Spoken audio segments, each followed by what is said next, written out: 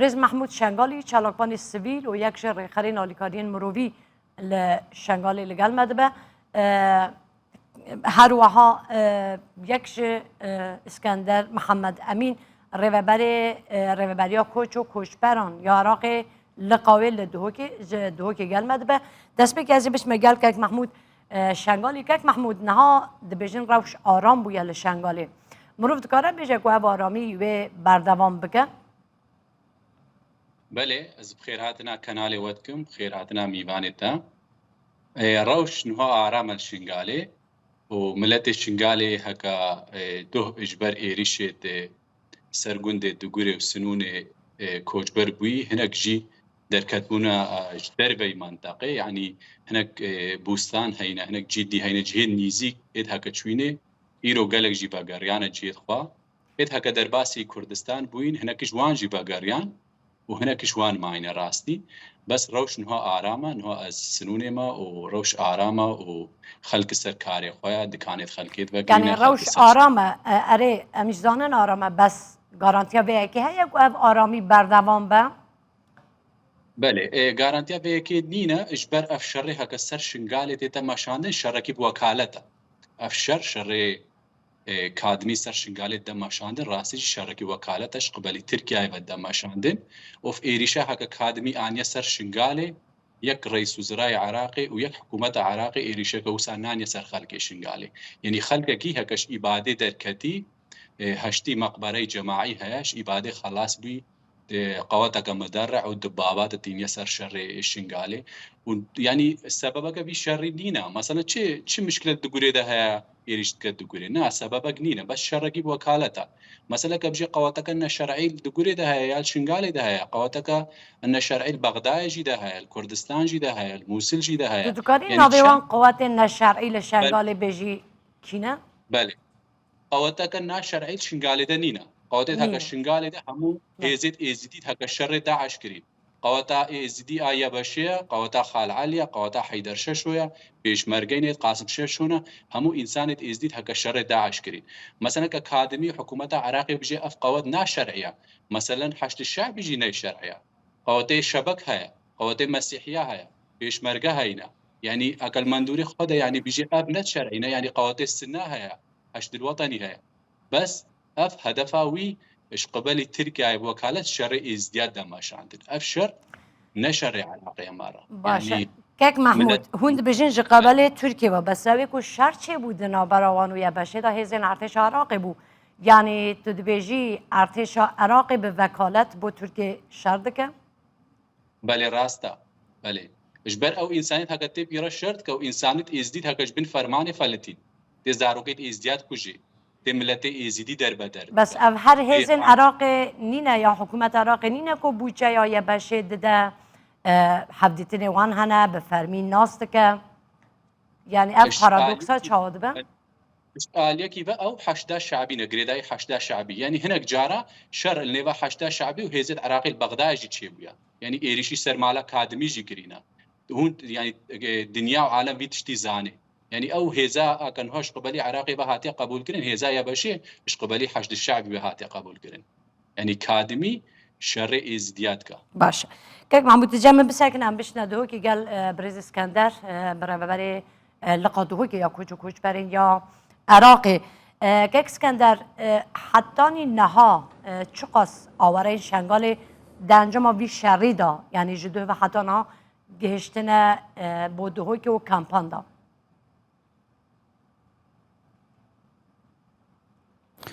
بله لدەستپێک سوپاس بۆ قەنات ڕوودا ئەو ئاوارەکە حالیان لە جۆری ئەو شەڕەکە گەشتگە ناو دهۆک بەو ژمارەکە گەشتگە ئێمە لەگەڵ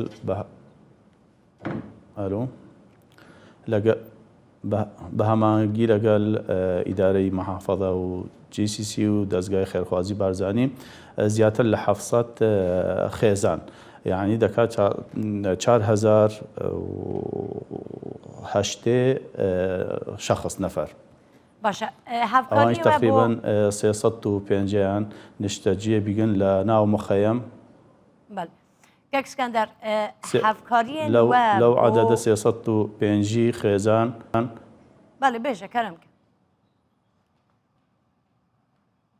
بله لەو نازحەکان کە نیشتەجێ بگون حالیان 305 خێزان لە ناو مخەیەمەکان نیشتەجێ بگەن ئەوانەی دیان لە دەروەی مخەیەم لەکەن خزم و ناسخۆیان دانیشتگن وەک میێوان باشە هەفکاریەوە بۆ ئاوارەیان شنگالێک وە دابینکردنە چنن دە چ ئاستەکێدانە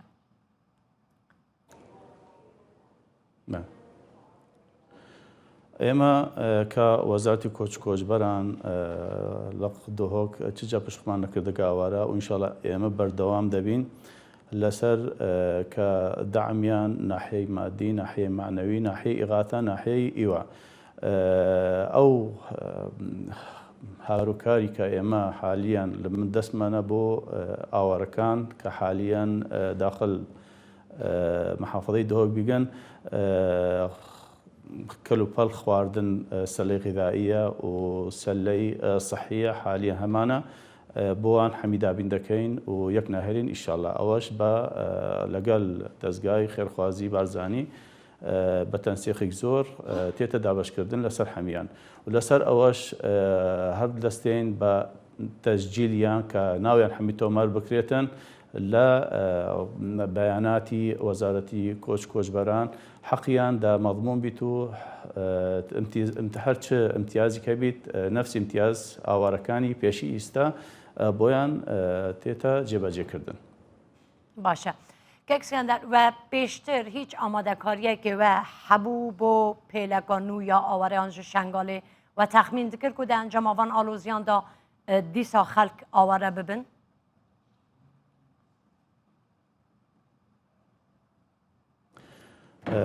بەڵێ یعنی ئەوە متوقع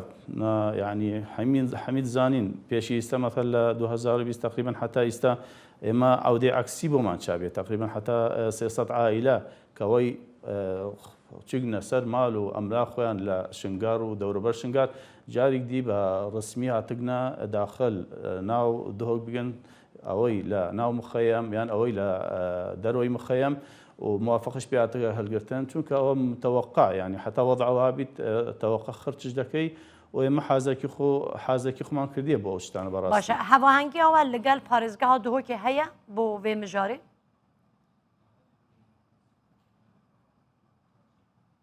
ئەکید هەر شتێک ناکرێت ئەگە بە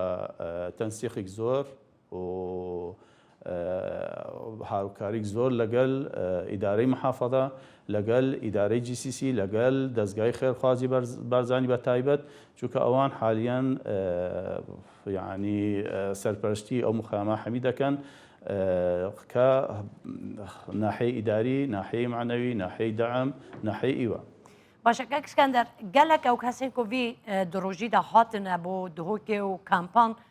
gelek ji wan li nav malên xizmên xwe da dimînin eger hat û ne man û venegeriyan hûn ê bikaribin bi wan cihê mayînê niştecîbûnê hemû pêwîstiyên din dabîn bikin weke rêveberiya koç û koçberan ya Iraqê? بەێ ئێمە وەکی بە هەمانگی طبعاً وەکی ئەماژەم کرد لەگەڵ ئیدارەی محافەڵە GCC لەگەڵ دەستگای خێرخوازی بازانی ئەگە ئەو وەضع هەر ما ئەو هاو و تاخیر بی و نەگەڕیان سەر جگەی خۆیان پلانمان دانایە کە یان لە ناو مخەیەم نیشتەجێ بوونیان بکەین ئەوەی حەزیان لێبیت لە ناو مخەیەم ئەوەی حەزیان شتێ نەبیت لە دەرەوەی مخەیەم هەر یاسایە بۆیان هەیە بچنە دەرەوەی مخەیەم و ئەوەش ئەرکی کە لەسەر شان ئێمە و لەسەر شان ئیداری محافەڵە بۆیان جێبەجێ بکەین و دامیش بێتەکردن ئیغاتەنج بێتەکردن لەسەر هەمی کەوەی پێویستە بۆیان بکرێت. باشە نەها ینی چەند ماهێن din demsala germayê dest pê dike hûn dizanin hûn ê çi bikin بۆ parastina wan di demsala germayê da؟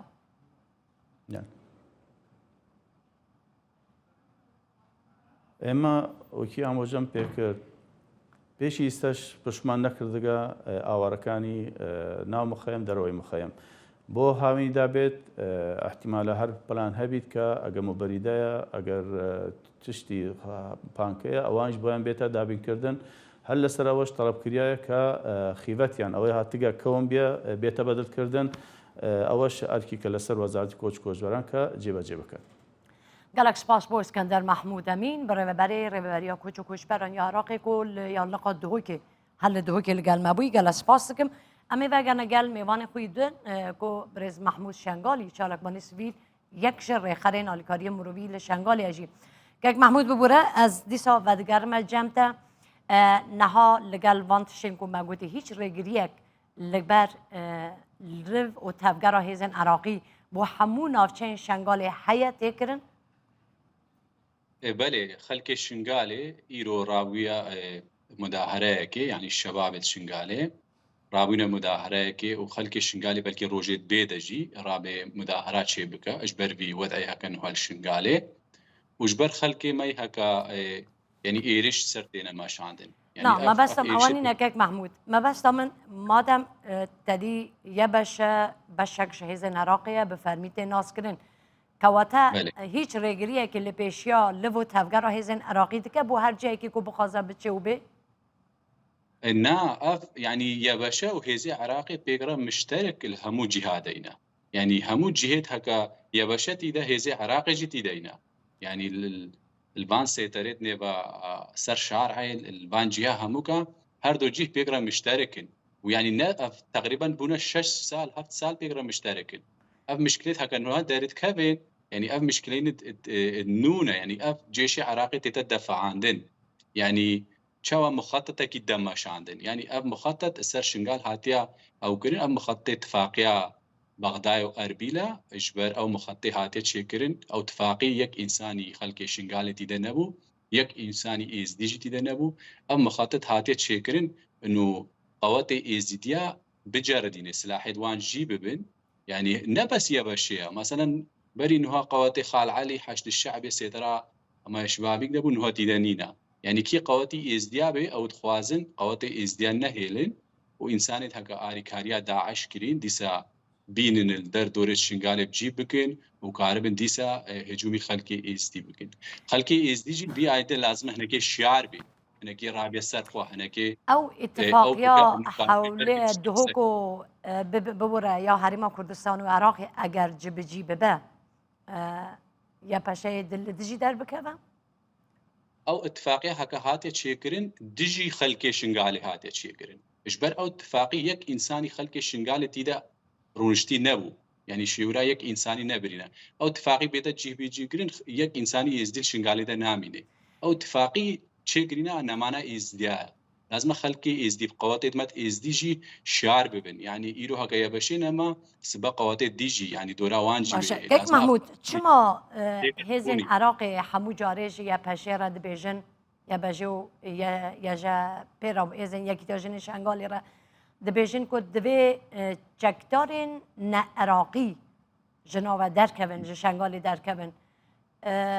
اواجي ناي واتاي كو يا باشي بخودش قال كسن نا عراقي هنن نش خلقي شنغالي نجي نا افتشت چکدار نت عراقي شنغالي ده هكا يك انساني خوبخش هات بي يزدي بيش دولتا قدي بي مثلا اوروبا روسيا انسان يزدي هات بي تبلي يبشي بو بي قد بي ازل بر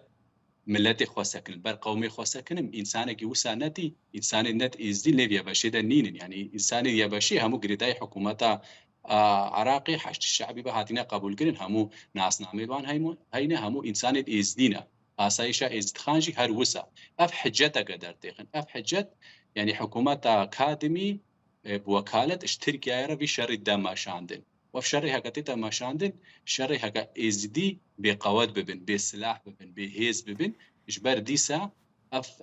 تيرورست وقت داعش أف فكري إسلامي كاربي ديسا هجوم بكسر إزديا يعني اف مخططه كيك محمود هزن عراقي ارتش عراقي همو جاري رخنه كي وصا لهزن يبشي انا دگره كود بجد دناف خلق دانن بارگين وان دناف گندان دانن دناف باجاروکان دانن ابا مترسي لسر خلق چدگه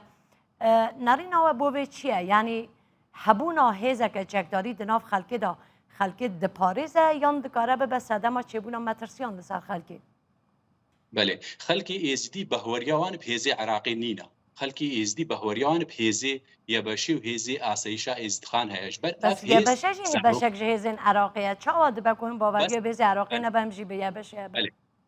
بس اف زاروكت خلقي شنگالێنە ژبەر هێزێ عراقێژی 2014 المەها 6 شنگالێدا هەبوو جەکێت خۆدانین و ڤەکشیان هێزێ پێشمەرگەژی 12000 پێشمەرگەژی هەبوو ئەوژی ڤەکشیان بەهوەریا خەلکی ئێزدی هێزەکە دی نینە بەهوەریا خەلکی ئێزدی هێزا ئێزیدیا هەیە هەکە پێشمەرگێت ئێزدی بن هەکە ئێت خاڵعالی بنت ئێزدی بن هەکە یەبەشێ بێت ئێزدی بن بەهوەریا ئێزدیا قەوەتێکی نەی ئەگەر وابەکێک محمود ji duh ve 4000 zêdetir kes reviyan tedî we xwe jî berî niha di nav raportekê da dengê xelkê we xwe dibîst dibêje dihatin ketine nav malê me ê madem xelk baveriyayê bi we heye çima ji dest we direve yani ez gorî axaftina xelkê dibêjim axaftina min nîne ژبەر خەلکی کە دڕەوێ ئاسایش گوندە ینی ئاسایشێ بچەکوی ئاسایش واجبێ ویل داخلی گوندەیە هێزێت عراقێژی دبابا هاتیە هەجومی گونداتکە ینی بەری چەند ڕۆژاژیت هژدەی هەیوێ مەرمی ئابیتینە گوندێت دگورێ دە ئینسانت سڤیل بریندار کرینە ینی هێریشکردنە سەر مالێت خەلکی غرادێت خەلکی دزینە جێشی عراقی ینی بەهوەریا ئێزدیا قەوەتێکی دینینە قەوەتەکە نائێزدی بێ و مشکلێت کە چێت بر خەلکت ڕەوێ ڕاستە ژبەر هاتینە بدبابا بهاونە ینی کادمی وەکە کە چویە شەڕێ داعش یا وەکە کە چویە شەڕێ دەولەتەکەی چی بسەقەتینی وسا قەوەتەکە مەدەڕعانیە و هجومی ئێزیاد کە ئەم ملەتێ هەکە ڕەوێژی ینی هەنە نه هەموو ڕەبینە ملەتێکی کە کاربل بەرخۆ بسەکنیژی شنگالێدا هەیە ینی تقریبا 200,000 ئینسانی ئێزدی شنگالێدێ ئەگە 4,000 ئینسان ژبەر زارۆکێت خۆش بەر دلێوانی بزارۆکیوان بەیە دەرکەدینەژی ئیرۆ گەلێکجی ڤەگەریان و ئینسانێت ئێزدی هەکە کاربن بەرخۆ بسەگەریان کێک محمود وەکو هون ئاگادار بەێ وەلا ئیرۆ ئینسانێت هەکە چوین تقریبا 200 عائلەتیژی ڤەگەریا ینی ڤەگەریا سەر جوان 1 ئایلەیان 200 ئایلە ڤەگەریان ژبەر نەمال نەغراد و تشتێ خۆ نەبوو بەس بزلامی چوبوون هەتانێکی وەدە سەکنی و دیسا بەگەریانە مالێت خۆ و ئینسانێت ئێزدی هەینە دەرنەکەتینەژی و ئینسانێت ئێزدی هەینە دەما داعشی هاتی و ئەف منتەقە هەموو سەقەتی ئینسانێت ئێزدی بەر خۆ سەکرین بسلاحێت خۆت خەفیف و شەڕێ داعشکردن و جای شنگالێ نەکەتە دەستێت داعش ئیرادە کە خەلکی ئێزدی هەیە ئێزدی نە ئێزدیت بەری 2014 ئێزدی هێزن کارن بەرخۆ بسەکنن کارن شەڕ بکن کادمیژیمە ببینێ کەواتە گوری یاک و هون دبێژن شنگال دێ چاوە ئارام ببە بەێ شنگال لازمە هێزا ئێزیدیا شنگال دەبێتە قبولکردن هێزەکە دی شنگالی دە نایە قبولکردن نا ئێزیدی بێ ئەکە پێشمەرگە بن وکە حەشت شعبی بێ وکە یەبەشێ بێ هێزا شنگال لازمە خەلکی شنگالێ بێ ژبەرچیەکی زاقۆی حمایە مکە ژبەرچیەکیش بەسراوی حمایە مکە ئەژی وەکەوی مەسکانون بەرخۆ بسەکنم باشە و ئیرۆ چەند کەس بێژن ژە بەشێ یان کەسێ نێزیکی وان بەشداری بولتەنێن مەبوون هەنێکی ئاخافتنێ و هەنێکی ژە هەڤرا ناکۆکن ژالیکی تە تەیرۆ گوتێک و تەنها گوت و خەلک باوەریا خۆ بەهێزن عراقی ناینە لێ هەر ئیرۆ حسو ئیبراهیم گوتێک و بازگەی مە بە هەڤرا هەیە هیچ پرسکرێکێکی مەگەلوان نینە و ئەم هەر تشی بە هەڤرا دکن گوت و بێژێن مە هەنە ئەوە چا چێت بە یعنی ئەوە ئەگەر خەلکی شنگالێ بەد بگێ بێژە دێمەکی لەیستوکەک لەسەر مە هەیە بەێ سای چاوای ڕاستە مژی گوتە ینی نقاطت وان مشترك هينا ايديا بشي وجيشي عراقي القلق جهة مشتركين بيقرينا بيقرت ساكنين بس مشكلة هكا تشيد بي جيشي عراقي هاتي هجومي يقندناتك هجومي هناك جهاتك هجومي هناك جهة آسايشتك دفي فان جهة آسايشي دريخي يعني النيف عائلة هذا النيف خلقي دا افترس عبيتا دلي خلقي يعني مشكلة بري نوها نبوة بيش متى بچند سالة بيش 2017 دا پشتی پێشمەرگەش بێ دەرێ ڤەکشیان پشتی 16 ئۆکتۆبەر چێبوو هێزێت یەبەشی و هێزێت عراقێت پێگرینە یەک مشکلە نەبوو بەس بێت دەما تالی کادمی اتفاقی ترکیارە چێکریا و هەفدیتن پێرە چێکریا نو بۆکالەت شەڕێ ئێزدیا بکە شەڕێ عراقی بەریک و ئێرشی سەر ناوەند و بارگەهین یەبەشیاوان بکن هیچ پێشتر ئاگاهیەک دابووان نا پێشتر ئاگاهی نەدابوو هەنێک مشکلە دەرکەتن و هێزی عراقی خیانەت کرد ینی چاوە بەس ئەوان وڵات دابوونە بە بەشێک و هێزên نەعراقی چەکدارên نەعراقی و بیانی دەرخینن ji şengalê li nav xwe derxînin berîniha tiştekî hebû tiştekî wisa nîne ji ber 2017 bû 2018 bû hêzê pegekê heke hatîn êzdî ji fermanekê xelas kirîn resmî şingalê vekişiyan ینی سەر ڕاگەهاندنێ سەر دنیای هەموو کردی ڕۆژە سێ هەشت ئەم محتاج بوون داعش عێریشی مەکرد جێش تەرگامەدا پێشمەرگا تەرگامەدا وێ دەمێ گەریلایت پەرکێ مەوە هاتن بەس پشتی کە حوجەیە خەڵکی شنگال پیدەما بە کەشیان ینی خەڵکێکە نوهل وێ درێدا هەموو ئێزدینە بەلکی وەگە مشتەرە گوتی هەنێک ئینسان هەینە خۆبەخش هاتینە ئەوژی ئێزیدیە بەس بەلکی جێگی دیبێ هات بێت بەر جێ خۆدە شەر بکە بەر ملەتی خۆدە شەر بکە. بله گلک سپاس بۆ برێز محمود شنگالی چالاکبانی سبیل و یەک ژێ ڕێخەری نالیکاریên مرۆڤی لە شنگالی گەلمەبووی سپاس بکەم کەک محمود.